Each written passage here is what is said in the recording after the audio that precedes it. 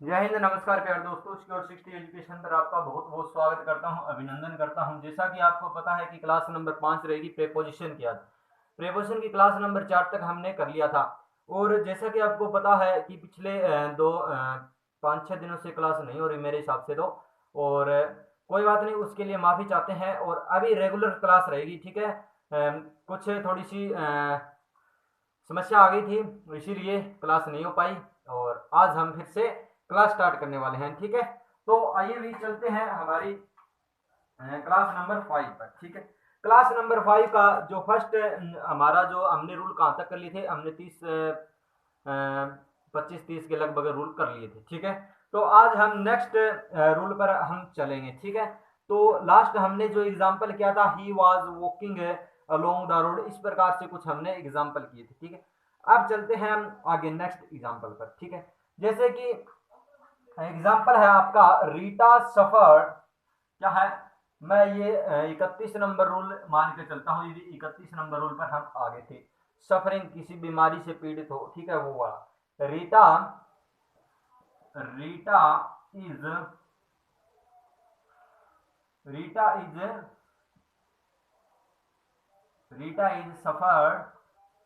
Rita is suffering from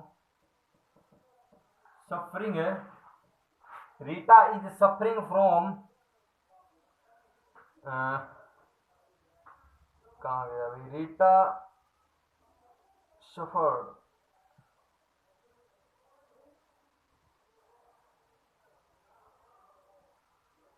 ये क्या है, डैश दे दिया इसने, ठीक है। Dash Rita is suffering dash fear fear, ठीक है। वो रीटा क्या है, बुखार से पीड़ित है। तो पीड़ित होना, सफर का मतलब होता है पीड़ित होना। और सफर की जो फिक्स प्रेपोजिशन मैं आपको बता देता हूँ। सफर की जो फिक्स प्रेपोजिशन लगती है, जो सफर के साथ में, सफर यानी कि पीड़ित होना, इसके साथ में जो फिक्स प्रेपोजिशन लगती है हमारी, फिक्स प्रेपोजिशन वो लगती है, क्या लगती है, फ्रॉम लगती है, ठीक है। इसलिए ध्यान में रख लेना इसको। तो सफरिंग फ्रॉम, इतनी बात ध्यान में आ गई ना। अब देखो, एक बात और लिखता हूं मैं यहां पर। जैसे मैंने लिखा, Rita suffered Rita Rita suffered because because dash asthma asthma. Rita suffered है, पीड़ित है, बीमार है, बिकॉज क्योंकि किससे, अस्थमा से। क्योंकि क्या कारण है उसका, अस्थमा कारण है, ठीक है। बिल्कुल क्लियर दिखाई दे रहा है। और आवाज भी मेरे हिसाब से क्लियर आ रही होगी सभी को, कोई दिक्कत परेशानी वाली बात नहीं होनी चाहिए मेरे हिसाब से तो। और माइक वगैरह सही लग रहा है, कोई दिक्कत नहीं होनी चाहिए भाई, ठीक है। तो चलेंगे आगे। तो देखिए भी, Rita suffered because dash asthma. अब मैं बता देता हूं कि जो बिकॉज होता है हमारा, बिकॉज होता है हमारा, क्या हो रहा है, बिकॉज होता है, इसकी फिक्स प्रेपोजिशन लगती है ऑफ। क्योंकि ये रीजन बताने का काम करता है, तो बिकॉज ऑफ हो गया, ठीक है। इसी प्रकार से हम चलते हैं आगे।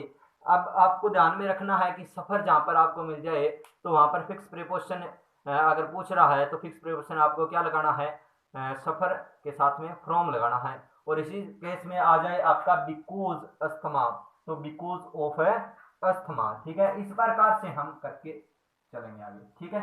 इतनी बात समझ में आ गई, तो आगे चलते हैं। जैसे कि हमने बात की नेक्स्ट एग्जाम्पल की, नेक्स्ट रूल भी हो सकता है, एक प्रकार से रूल है ये, नेक्स्ट रूल है, ठीक है। तो हम बात करते हैं जिस प्रकार से जो हमने आर्टिकल के अंदर एक ऐसा रूल किया था, जिस प्रकार से मैंने वहां पर लिखा था। एक बार पहले एग्जाम्पल लिखवा देता हूं मैं इसका। Her husband come to her husband come to her husband came her husband came dash a car. अब याद करो, वो रूल जो मैंने आर्टिकल में लिखवाए थे, क्या क्या लिखवाया था। मैंने लिखवाया था जैसे कम गो ट्रेवल, ठीक है। क्या लिखवाया था, हमने बात की थी कम, गो, ट्रेवल, जर्नी।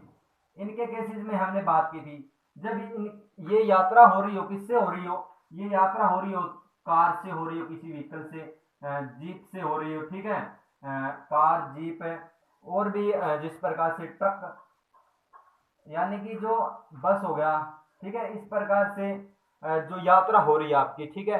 तो इस केसेस में क्या होता था, अगर यहाँ पर इनके दो कंडीशन मैंने बताई थी, पहली कंडीशन और दूसरी, दो कंडीशन क्या थी, पहली कंडीशन तो थी अगर यहाँ पर आर्टिकल आता है, यहाँ पर आर्टिकल आता है तो यहाँ पर है, देखो आर्टिकल में कंडीशन में बताऊं क्या थी, अगर यहाँ पर बाय लगा हुआ मिलता तो आर्टिकल आता था, ठीक है, ऐसे थी।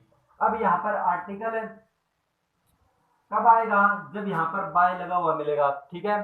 तो यानी कि ये आर्टिकल की मैं बात कर रहा हूँ, रूल की, आर्टिकल का जो आर्टिकल के अंदर जो रूल था।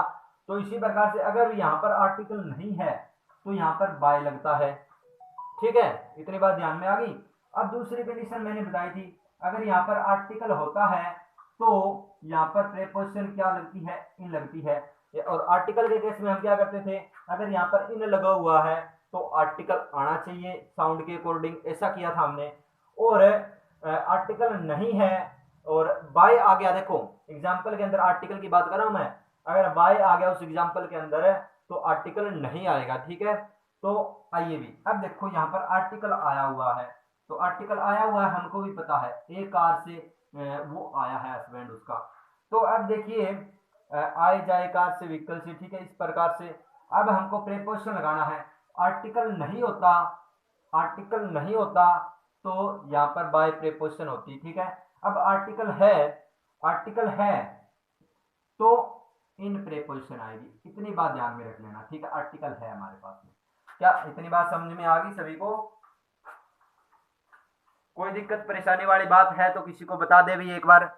मेरे हिसाब से बिल्कुल सही समझ में आया होगा। अब चलते हैं आगे नेक्स्ट रूल पर। तो रूल नंबर 30, मैं इसका एग्जांपल दे देता हूँ, और भी है क्या कोई? नहीं, और तो इसके एग्जांपल नहीं है। अब चलते हैं नेक्स्ट रूल पर हमारे, ठीक है। नेक्स्ट रूल है हमारा 33। तो नेक्स्ट रूल क्या कहता है, he did not agree, he did not agree, he did not agree dash me, dash me. अब देखो रूल मैंने बताया है तो याद कर लो, याद है तो आपको, देखो एग्री होना, किससे, किसी से एग्री होना। अब यहां लिखता हूं मैं इसका रूल, एग्री होना, ठीक है, एग्री होना। एग्री हम किस पर होते हैं, दो चीजों पर एग्री हो सकते हैं हम। एग्री एक तो होता है पर्सन से, ठीक है, अब किसी व्यक्ति से सहमत हो, पर्सन से सहमत हो, उस केस में तो लगाते हैं हम विद, क्या लगाते हैं हम, विद लगाते हैं इस केस में। अगर किसी मैटर पर सहमत हो गए, मैटर पर सहमत हो गए, अगर आप किसी मैटर पर सहमत हो गए तो उस केस में लगाते हैं टू। इतनी बात समझ में आ गई ना? तो अब देखो यहां पर लगा दो, किससे सहमत हो रहा है, पर्सन से सहमत है, तो एग्री किससे है, पर्सन से है, तो agree with me, agree with me, ठीक है। इतनी बात समझ में आ गई ना सभी को? अब चलते हैं नेक्स्ट एग्जांपल पर, 34। नेक्स्ट एग्जांपल क्या, नेक्स्ट रूल पर। तो नेक्स्ट रूल है आपका इसी प्रकार से, जैसे मैंने कहा, अब देखो मैं इसी का एग्जांपल और लिखता हूं, एक बार आपको बता देता हूं। नेक्स्ट एग्जांपल है, I did not, I did not agree, I did not agree dash his proposal, his proposal, I did not agree dash his क्या है, proposal,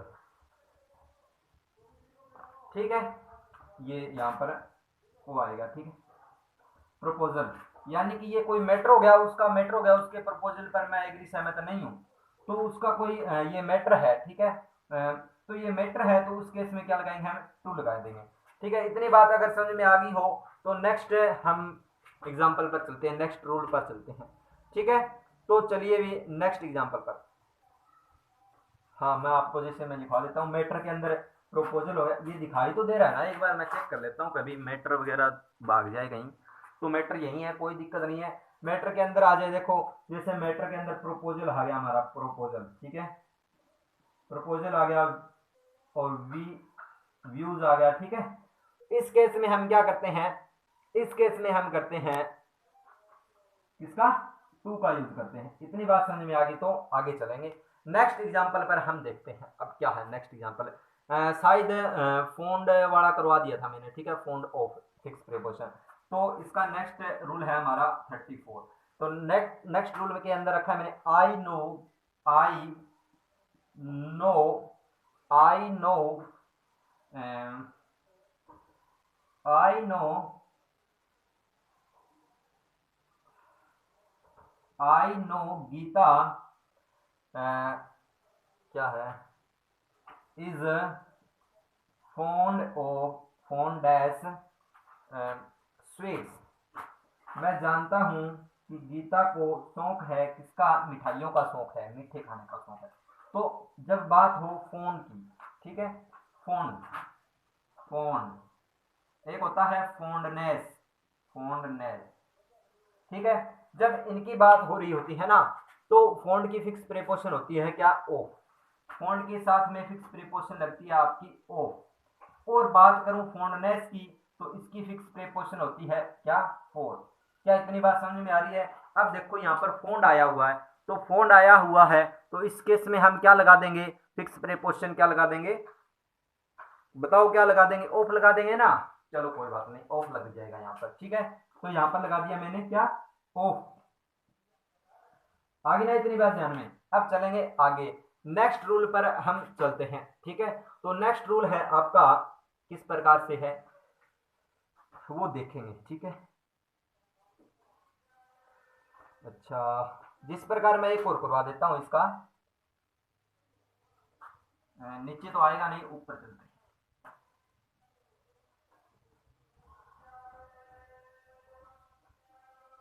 ये कर लिया हुआ सभी ने, तो इसलिए मैं साफ कर दे रहा हूं कहीं से, ठीक है। अब देखो भी आगे है आपका नेक्स्ट एग्जांपल। नेक्स्ट एग्जांपल इसी का मैं ले रहा हूं, एक और एग्जांपल ले रहा हूं, जैसे कि Agra is known, Agra is known, Agra जाना जाता है डैश द ताजमहल, ठीक है, डैश द ताज महल। आगरा किसके लिए जाना जाता है, डैश द ताजमहल के लिए जाना जाता है। अब देखो ये नेक्स्ट रूल है आपका, कौन सा है, 35 नंबर। तो 35 नंबर रूल क्या कहता है, ठीक है, 35 नंबर रूल क्या कहता है,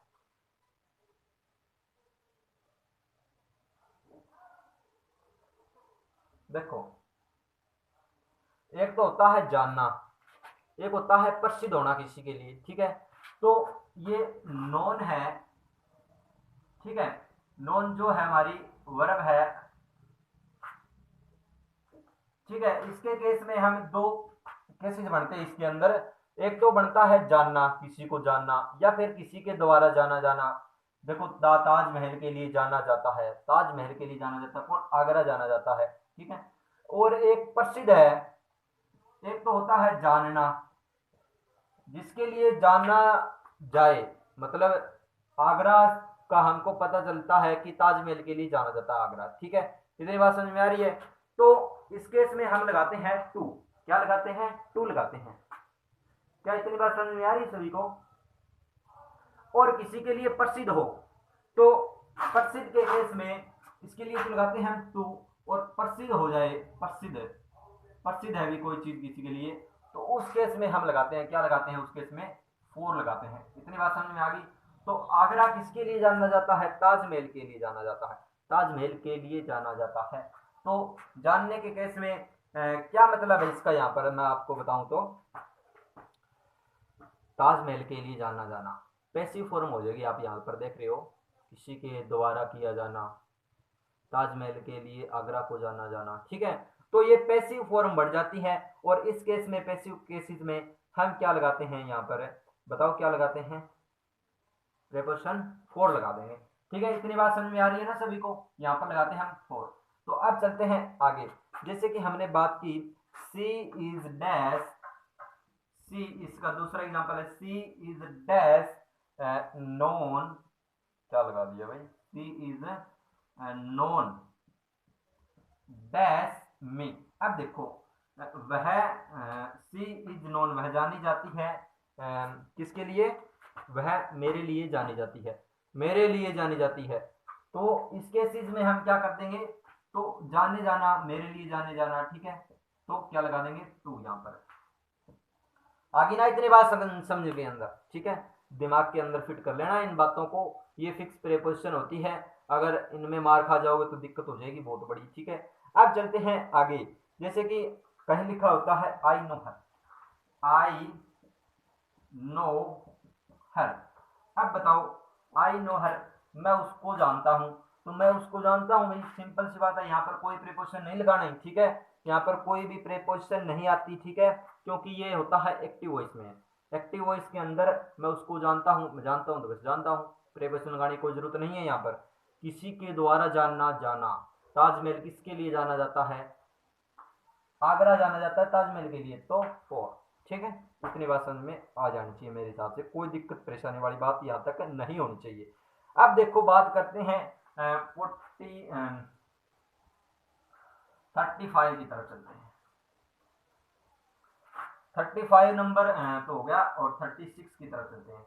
क्या इतनी बातें सभी को समझ में आ रही है, वीडियो बढ़िया चल रही है, कोई दिक्कत परेशानी वाली बात मेरे को यहाँ पर नहीं लग रही है, बिल्कुल क्लियर दिखाई दे रहा है, बिल्कुल क्लियर है। तो चलिए भी नेक्स्ट जो रूल हम देखते हैं क्या है। नेक्स्ट मैं एग्जांपल लिखता हूं, steel is made dash iron. Steel किससे बना हुआ है, आयरन से बना हुआ है। अब देखो मेरी बात सुनना ध्यान से, यहां पर मैं इसके रूल लिखा देता हूं, यहां पर देखो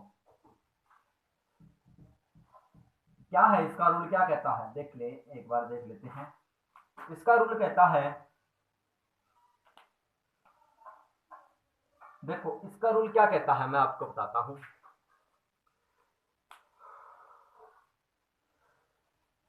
तो देखो एक होता है मतलब किससे बना हुआ है, ये बना हुआ है, steel is made dash iron. Steel जो बना हुआ वो लोहे से बना है, लोहे से बना है क्या, स्टील। स्टील अगर लोहे से बन गया तो स्टील देखो अब उसका शेप और नेचर चेंज हो गया, ठीक है।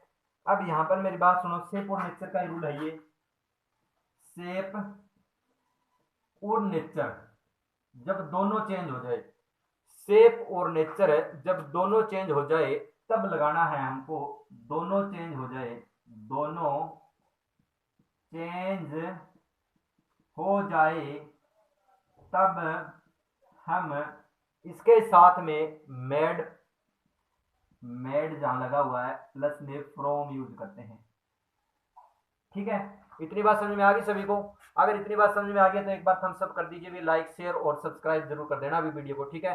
अब देखो मैंने कहा शेप और नेचर, क्या लिख लिया, शेप और नेचर इसकी जब चेंज हो जाती है तो क्या होता है, मेड के साथ में फ्रॉम लगाते हैं, ठीक है। अब देखो स्टील से स्टील बना हुआ है किससे, आयरन से। आयरन से जब स्टील बना तो उसकी शेप और क्या हो गया, नेचर चेंज हो गया, क्योंकि कलर देखो स्टील का, ठीक है, तो काफी ज्यादा प्रभाव पड़ता है। तो देखिए, तो मेड यहां पर क्या आ जाएगा, मेड फ्रॉम आ जाएगा, शेप भी चेंज हुई है, नेचर भी चेंज हुआ है। अब देखो मैं बात करता हूं, केवल शेप ही चेंज हो, केवल क्या हो, शेप चेंज हो, शेप चेंज हो, तब उस केस में क्या करते हैं, शेप खुद केवल केवल और केवल शेप चेंज हो, नेचर नहीं चेंज होना चाहिए, शेप चेंज हो, नेचर चेंज ना हो, न हो, तब हम मेड प्लस में ऑफ का यूज करते हैं, ओ प्रीपोजिशन यहाँ पर फ्रॉम। क्या इतनी बात समझ में आ रही है सभी को, अगर आ रही है तो एक बार लाइक बनता है अभी। देखो आगे मैं इसका एग्जांपल लिखवा देता हूं आपको, देखो एग्जांपल क्या है, दिस टेबल इज, मैंने लिखा this table is made dash would.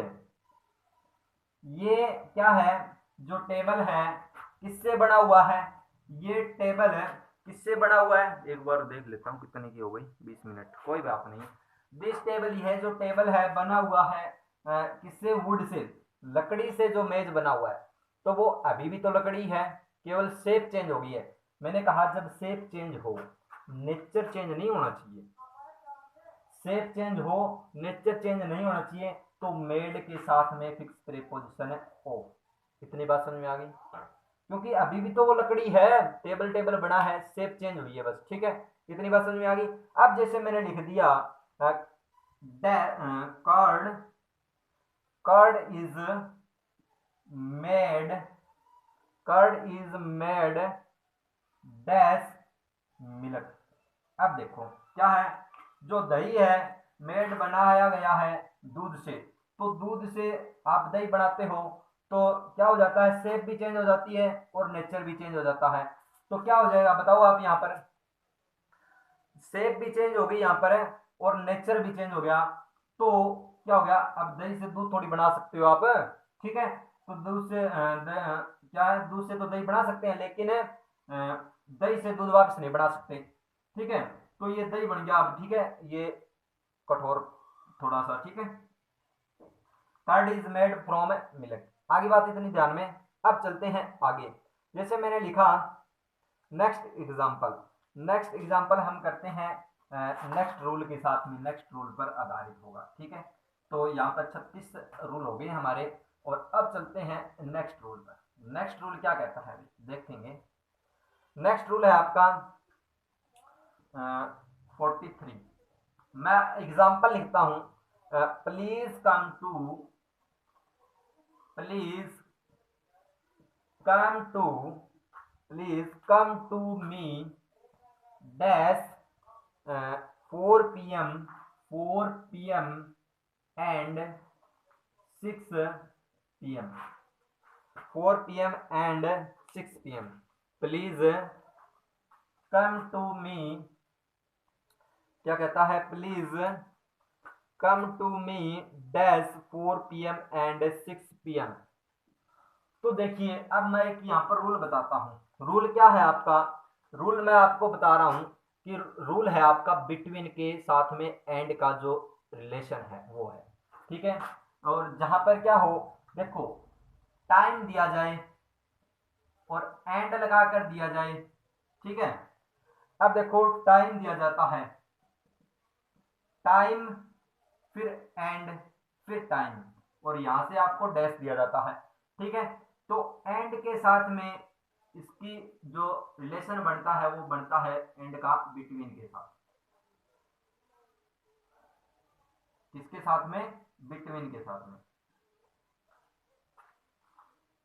सही है ना, कोई दिक्कत नहीं है। तो बिटवीन के साथ में यहां पर हमारा रिलेशन बनता है। आगे ना इतनी बात ध्यान के अंदर। तो देखिए बिटवीन के साथ में जब टाइम दिया हो, देखो टाइम दिया है 4 PM, एंड का रिलेशन है एंड के साथ में 6 PM, टाइम दिया हुआ है। तो टाइम एंड टाइम, तो यहां पर क्या आएगा, बिटवीन आएगा। क्या इतनी बात समझ में आ रही है सभी को? अगर समझ में आ रही है तो भैया एक बार थम्स अप कर दीजिए। चलेंगे आगे। देखो जैसे मैंने लिखा नेक्स्ट एग्जांपल, नेक्स्ट एग्जांपल में क्या लिखूंगा मैं आपको बता देता हूं। जैसे कि अगर देखो क्या होता, अगर होता टाइम आ जाता और टाइम एंड की जगह टू आ जाता और फिर टाइम आ जाता, टाइम टू टाइम नहीं कह देते थे, टाइम टू टाइम कह देते हैं ना इस प्रकार से। उस केसेस के अंदर इस टू का रिलेशन बढ़ेगा यहाँ पर from, from time to time. आगे ना इतनी बात ध्यान में। अब देखो आगे चलता हूं मैं नेक्स्ट एग्जांपल पर, और नेक्स्ट रूल एक तरफ से कह सकते हैं, ठीक है। अब आता है, जैसे मैंने एग्जांपल लिखा, क्या लिखा एग्जांपल है, मैंने एग्जांपल लिखा 44, 43 कैसे हो गया भाई वो, 43 तो नहीं होना चाहिए भाई, ये है आपका 37 है और ये 38 है, ठीक है। अब देखो एग्जांपल मैंने लिखा आई कॉन्ग्रेचुलेटेड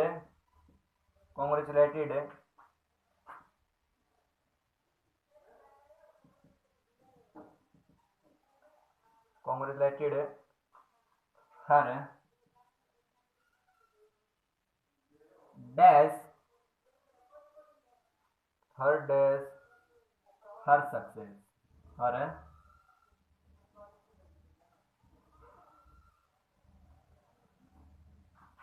आगे ना इतनी बात ध्यान में। अब देखो मैं फिक्स प्रीपोजिशन लिखा देता हूं। ये कॉन्ग्रेचुलेटेड होता है ना, कॉन्ग्रेचुलेट आप कहते हो, तो इसके केसेस के अंदर फिक्स प्रीपोजिशन होती है। इसकी फिक्स प्रीपोजिशन क्या होती है? इसकी ओन होती है। क्या होती है? फिक्स प्रीपोजिशन ओन होती है। आगे ना इतनी बात ध्यान में। तो अब नेक्स्ट क्लास में मिलेंगे और नेक्स्ट क्लास में हम देखेंगे आगे जो नेक्स्ट प्रीपोजिशन जो हमने पीछे जिसके मतलब थ्योरी पढ़ी है कि आपके ऊपर से एरोप्लेन गुजर गया तो वहां पर क्या लगाओगे, ठीक है। तो इसी प्रकार से हम आगे बढ़ेंगे। ओके दोस्तों, मिलते हैं फिर नेक्स्ट क्लास के अंदर। तो तब तक बने रहिएगा हमारे चैनल पर और लाइक कर देना, शेयर कर देना और सब्सक्राइब कर देना भी, ठीक है। तो थैंक यू, जय हिंद, लव यू ऑल।